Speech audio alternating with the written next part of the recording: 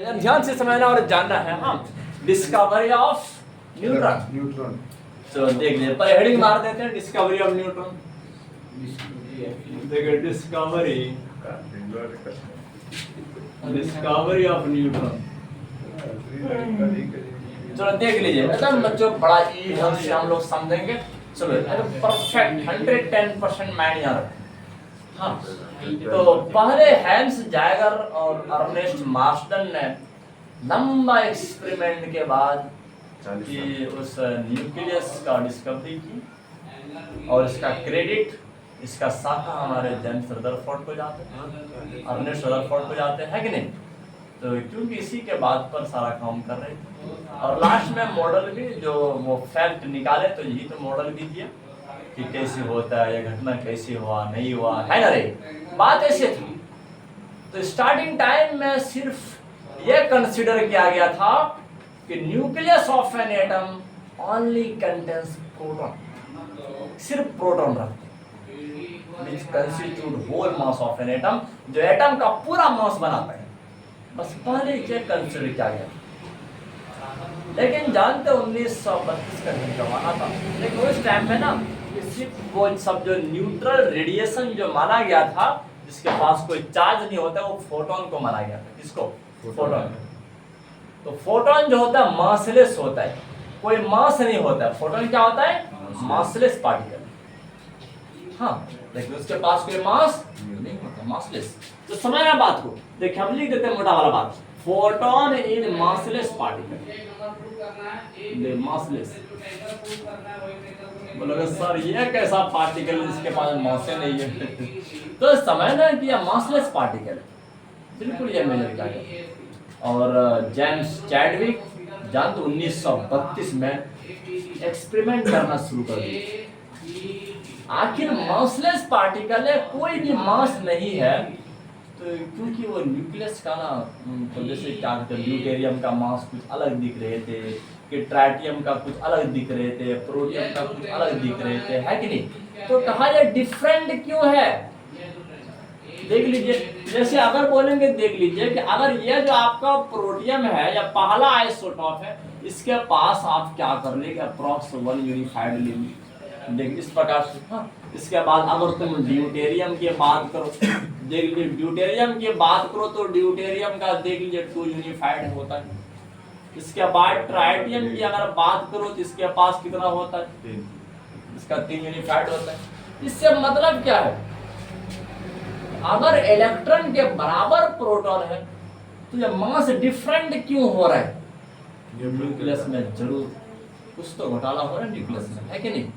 उसके अंदर में कुछ तो प्रोटॉन के अलावा न्यू पार्टिकल है जो मास को डिफरेंट कर रहे हैं। क्या कर रहे हैं? मास को डिफरेंट कर रहे हैं। बस जेम्स चैडविक के दिमाग में यही सवाल कहा। हाँ, यह बात तो है, पहले जिससे आया हुआ था कि उसके अंदर से फोटोन निकलता है, लेकिन कहा अगर फोटोन रहता है तो मास को डिफरेंट काहे करता, जबकि फोटोन को तो मासलेस कंसीडर किया गया है, उसके बाद मास ही नहीं होता है कि नहीं।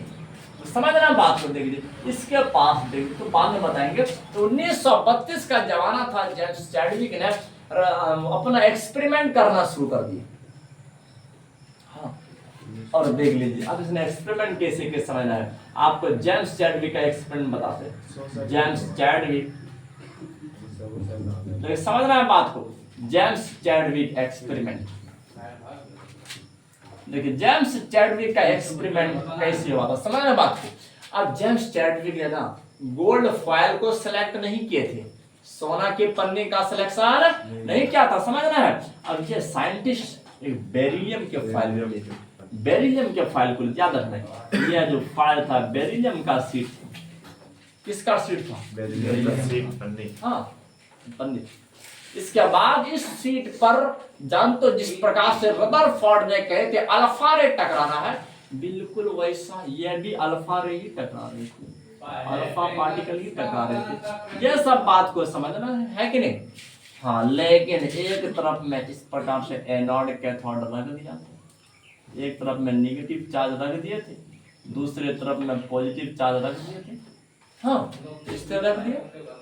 और जितना भी रे था ना, जितना भी रे था, वो सब जब अंदर से गुजरते तो कोई इसके तरफ भागता, कोई इसके तरफ भागता, कोई इसके तरफ भागता, कोई इसके तरफ भागता, लेकिन बहुत सारे रे ऐसे थे जो सीधे जा रहे थे। तो जेम्स चैडविक ने कहा कि ये जो रेडिएशन है, क्या ये न्यूट्रल है? उस पर कोई चार्ज नहीं है।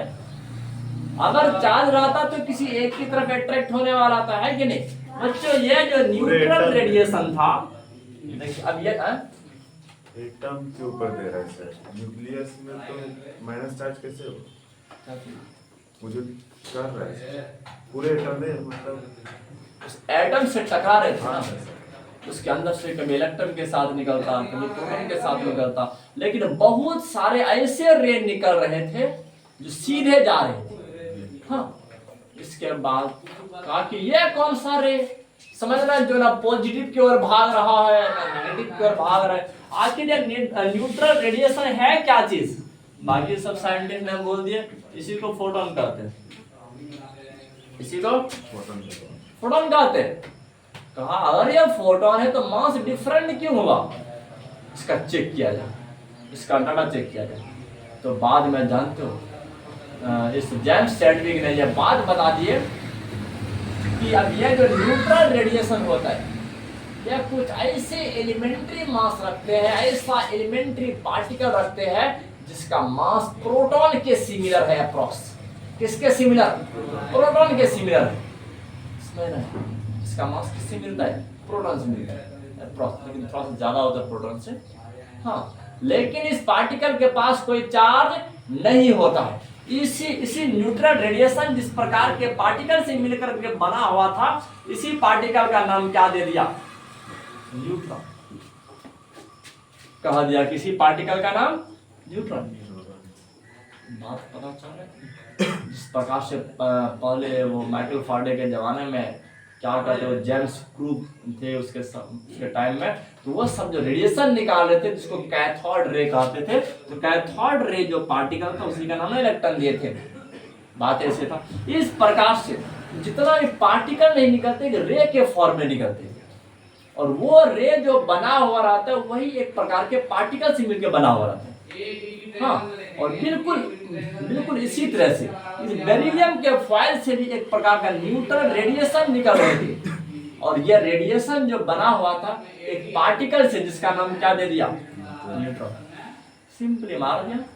1932 का जमाना था, देख लीजिए जमाना 1932 का, इसका नाम न्यूट्रॉन दे दिया। और टोटल हाइपोथेसिस देखिए हमारे चाचा बता दिए, जेम्स चैडविक बता दिए कि सबसे पहले बता दे, देख लीजिए, लेकिन न्यूक्लियस जो होता है, nucleus contains a neutral particle. ये सारे बात जेम्स चैडविक बताया, याद रखना है कि nucleus contains a neutral particle, ये एक न्यूट्रल पार्टिकल होता है। देखिए एडिशन टू प्रोटॉन,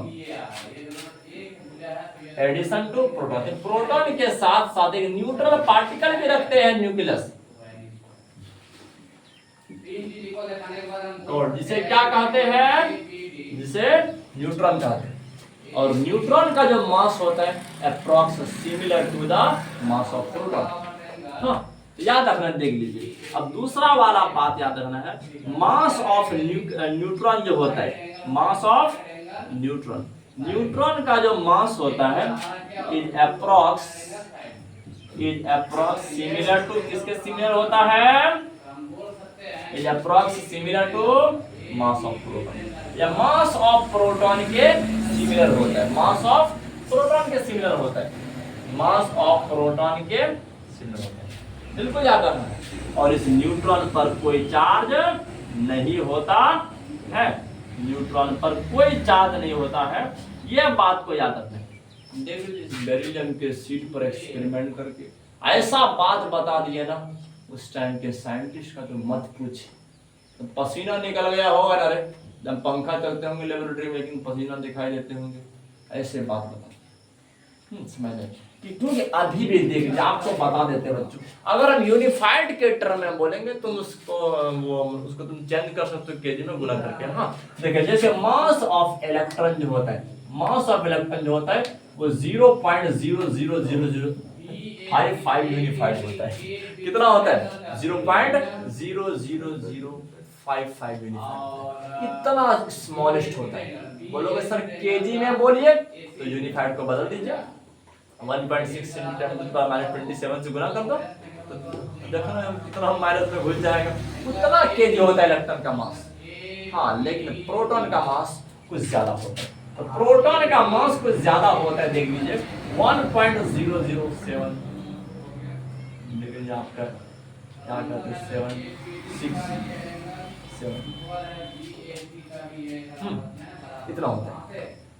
देखिए इसके बाद अगर मास ऑफ न्यूट्रॉन की बात करेंगे वो तो 1.00866 इतना होता है। हाँ मतलब थोड़ा सा न्यूट्रॉन का मास क्या होता है? ज्यादा, थोड़ा सा ज्यादा। उससे कम होता है प्रोटॉन का, सबसे कम होता है इलेक्ट्रॉन। बात को समझना है। हाँ तो अब हमको बात बता दीजिए बच्चों, अब हमको यह बात बता दीजिए, देखिए एकदम एग्जैक्ट वाला बात बताते हैं कि इस जेम्स चैडविक ने यह बात बता दिए कि न्यूक्लियस जो आपका मास बना रहा है, टोटल मास, जैसे रदरफोर्ड ने बताए थे कि न्यूक्लियस से टोटल मास बनाते हैं, तो उसी बात को जेम्स चैडविक भी रिपीट कर रहे हैं कि टोटल मास जो न्यूक्लियस बना रहा है, not only by the proton, कि सिर्फ उस प्रोटॉन के द्वारा ही नहीं बन रहे, बल्कि neutron also contribute to the mass formation. Mass को बनाने में न्यूट्रॉन का भी कंट्रीब्यूशन है। देखिए तो जेम्स चैडविक ऐसे नहीं थे, है ना रे, ऐसे झुकने वाले इंसान नहीं थे बच्चों, समझ रहे हैं। आखिर एटॉमिक मास जो बन रहा है, एटॉमिक मास जो बन रहा है, इसमें कंट्रीब्यूशन किसका किसका है? एक तो प्रोटॉन का भी कंट्रीब्यूशन है। देख लीजिए प्रोटॉन का मास, एक तो प्रोटॉन का भी मास और दूसरा न्यूट्रॉन का भी मास। समझना है, दोनों का मास शामिल है, दोनों का मास शामिल है। हाँ बात को समझ। और इसी प्रोटॉन के ही नंबर को हम लोग क्या कहते हैं? एटॉमिक नंबर कहते हैं। क्या कहते हैं? Atomic number. क्या आज हम लोग जानते हैं कि गोल्ड 79 पर है तो उसका एटॉमिक नंबर है। उसके पास देखा गया तो 79 प्रोटॉन था। क्या था? 79 प्रोटॉन था। इसका मतलब कि यह मास नंबर जो बना हुआ है, एटॉमिक नंबर मतलब मास ऑफ प्रोटॉन और मास ऑफ न्यूट्रॉन। तो ये दोनों बात को याद रखना बच्चों, न्यूट्रॉन का मास और प्रोटॉन के मास मिलकर के क्या बनता है? एटॉमिक मास बनता है। क्या बनता है? Atomic mass. हाँ देखिए तो अब बात को समझ, एक एक करके हम लोग आगे चलेंगे। न्यूट्रॉन में जितना भी पार्टिकल होता है उन सबको न्यूक्लियॉन कहा जाता है। क्या कहा जाता है? न्यूक्लियॉन। अगर हम टोटल न्यूक्लियॉन की बात करेंगे तो तुम टोटल मास बोल सकते हो। हाँ तो चाहे उस एटम के क्या उसके न्यूक्लियस का प्रोटॉन रहे या न्यूट्रॉन रहे, कोई भी पार्टिकल रहे, तो सिर्फ कहाँ रहना चाहिए? न्यूक्लियस में रहना चाहिए। उसका नाम क्या हो जाएगा? न्यूक्लियॉन हो जाएगा। क्या हो जाएगा? न्यूक्लियॉन।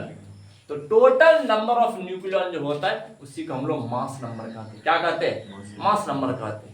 देखिए जिसमें नंबर ऑफ प्रोटॉन शामिल है और नंबर ऑफ न्यूट्रॉन शामिल है। हाँ तो आप देख लीजिए, इसी मास नंबर को ही हम लोग क्या कहते हैं? न्यूक्लियॉन का संख्या कहते हैं। मास नंबर को ही हम लोग क्या कहते हैं? न्यूक्लियॉन का नंबर कहते हैं। यह बात याद रखना। देखिए हाँ अगला स्लाइड में बात करेंगे।